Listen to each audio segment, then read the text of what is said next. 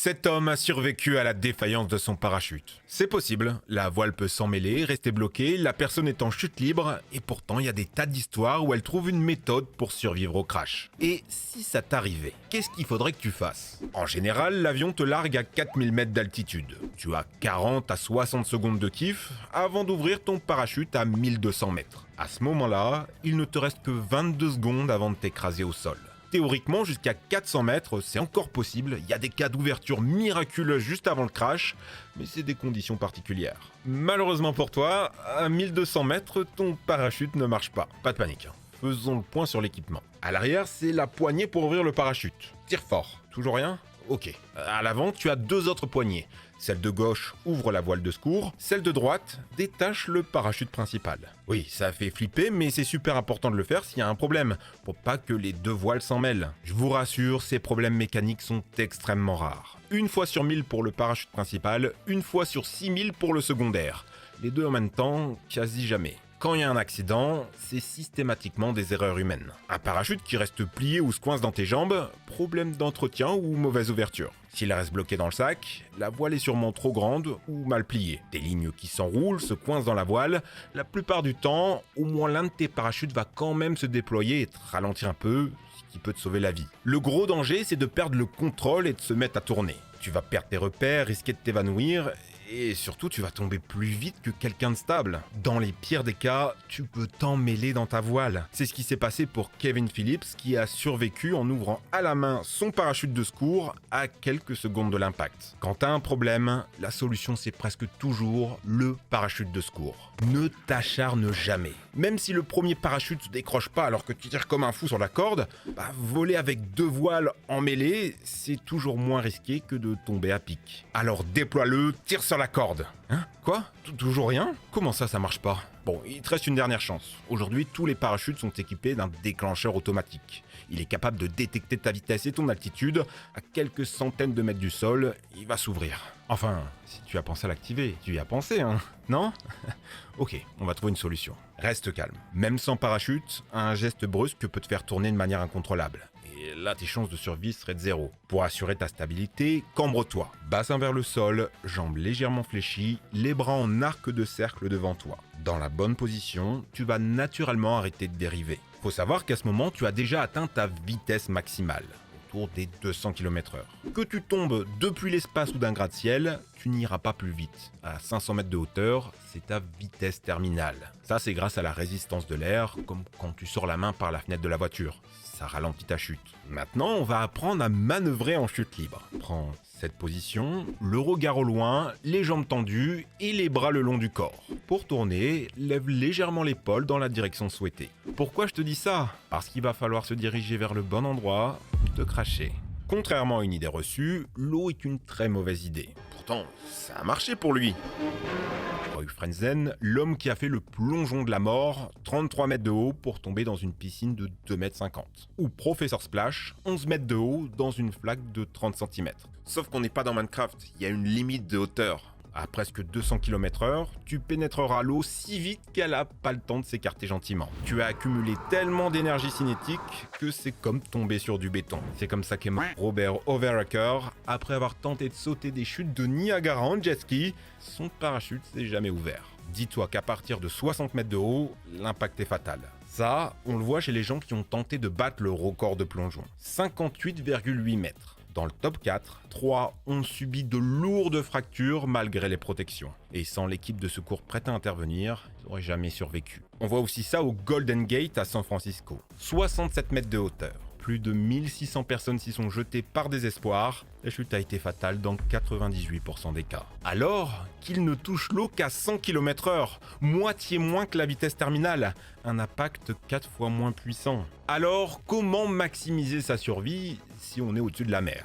La base, si t'as pas le choix, plonge en I. Les pieds vers le bas comme une flèche. Ainsi, la surface d'impact sera réduite. Tes pieds vont absorber le choc, ça va certainement les briser jusqu'au bassin, mais il y a une chance pour que tes organes vitaux soient protégés. Ne fais surtout pas l'erreur de plonger les bras en avant comme tu le fais à la piscine, ta tête va exploser. Pareil, tombe pas à plat ventre sur le côté, là tu vas juste exploser. Le problème dans tous ces cas, c'est qu'après l'impact, tu tu pourras pas nager. Déjà parce que ça va te mettre KO, obligé, mais même sans ça, avec tes jambes en miettes, tu vas juste couler. Alors, où atterrir? J'ai une petite anecdote pour y répondre. En janvier 43, Alan Maggie a pour mission de bombarder un chantier allemand de fabrication de torpilles. Sauf que ce jour-là, il y a des canons anti-aériens et son avion reçoit un bon gros tir de DCA. Alan est blessé, il rampe jusqu'à son parachute, mais se rend compte qu'il est en miettes. L'aile de l'avion est arrachée par un nouveau tir, l'appareil part en vrille. Désespéré, manquant d'oxygène, il s'évanouit et se fait éjecter à travers un des trous de la carlingue. Il va chuter pendant presque 7000 mètres. Puis s'écraser sur le toit de la gare de Saint-Nazaire. Et il a survécu. C'était pas de la pierre, mais une verrière qui recouvrait le bâtiment. Ça va encaisser une partie du choc, puis va être à nouveau ralenti en heurtant des poutres. Au lieu de subir un seul impact, il encaisse une série de chocs moins violents. Bon après, quand on le retrouve, son bras droit est presque sectionné, son nez, un œil, ses poumons sont en partie écrasés, il est recouvert de coupures à cause du verre, et une de ses jambes est en miettes. Mais bon, il a survécu, et il vivra même jusqu'à 84 ans. C'est ça ta meilleure option. Trouver quelque chose qui va te ralentir progressivement. C'est comme ça que Luke Aikins a marqué l'histoire en 2016 en sautant de presque 8000 mètres sans rien. Il devait viser précisément un filet de 30 mètres sur 30 mètres suspendu à 70 mètres du sol. Et bien qu'il ait atteint la vitesse terminale, regarde comment c'est smooth, un vrai nuage. Malheureusement, tu n'auras pas cette installation.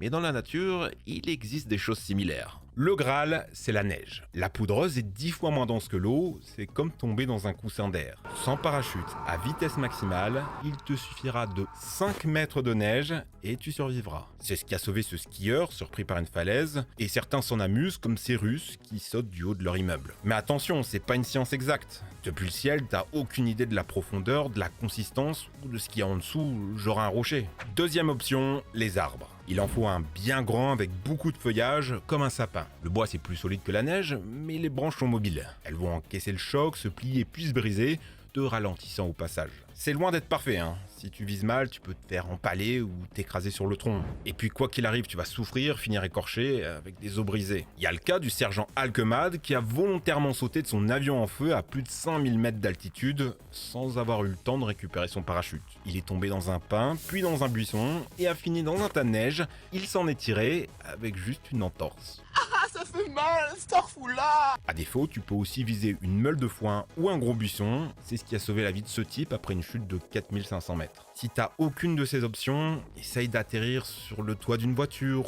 ou un gros tas de terre sur un chantier. Ce sera mieux que le bitume. Même des lignes électriques ont sauvé des vies. Maintenant que tu as choisi ton possible cercueil, comment gérer au mieux l'impact? Quelle position choisir? Toutes les données convergent, les pieds vers le bas. Pour la neige ou pour un arbre, il faudra t'incliner légèrement comme pour t'asseoir, en heurtant de façon oblique. C'est le meilleur compromis. Tu augmenteras la surface de contact tout en protégeant tes organes vitaux. Rentre le menton et couvre ton visage avec tes bras. Il y a de grandes chances que le choc te projette et que tu te cognes la tête au sol. Si t'as pas de chance et que t'as que de l'herbe pour te ralentir, tant pis, faudra sacrifier tes jambes pour sauver le reste. Mets-toi droit, jambes collées, pointe vers le sol, mais ne verrouille pas tes genoux.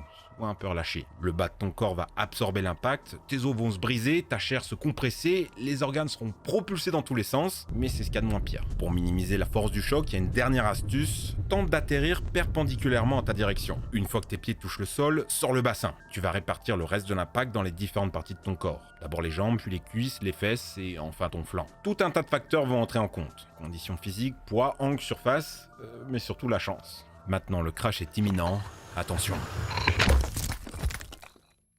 Bien, tu es encore en vie. Génial, le plus dur est derrière toi. Des gens qui ont survécu à un impact pleine vitesse, on n'en compte pas plus d'une vingtaine. Et les dégâts sont souvent très lourds. Le top, c'est vraiment d'avoir un bout de parachute. Même en mêlée, même à moitié déplié, juste de quoi être ralenti. Là, il y a des centaines de rescapés. Après l'impact, ne bouge surtout pas. Tu es encore sous l'effet de l'adrénaline, c'est possible que tu te rendes pas compte de la gravité de la situation. En zone habitée, tu as probablement été repéré et des secouristes sont en route. Mais si tu as atterri au milieu de nulle part, rappelle-toi qu'une fille de 17 ans a survécu à bien pire que toi. Elle s'appelle Juliane Kopke. En 1971, son avion est frappé par la foudre au-dessus de la forêt amazonienne. Il se disloque et s'écrase, tuant les 91 passagers, sauf elle. Son siège s'est décroché de l'avion, elle n'a pas réussi à détacher sa ceinture et va chuter comme ça pendant 3000 mètres. Elle s'en sort avec juste une clavicule cassée, une entorse et un œil tuméfié. C'est un miracle. Elle n'aura pour se nourrir qu'un petit paquet de bonbons pendant 11 jours en pleine forêt tropicale. Elle sera retrouvée par des pêcheurs. Son exploit va faire le tour du monde. Il y a même eu 2 films sur elle. Alors garde la foi, si tu survis, c'est la gloire assurée. Évidemment, on n'est pas là pour te faire peur. Aujourd'hui, le parachutisme n'a jamais été aussi sûr. Les accidents sont très rares et la quasi-totalité proviennent d'erreurs humaines. En 2011 aux États-Unis, on compte 10 morts pour 3,57 millions de sauts. Aucune n'est due à une défaillance matérielle. Alors même si le risque zéro n'existe pas, ça serait dommage de te priver de ce super loisir. Surtout que maintenant, tu es prêt pour y survivre.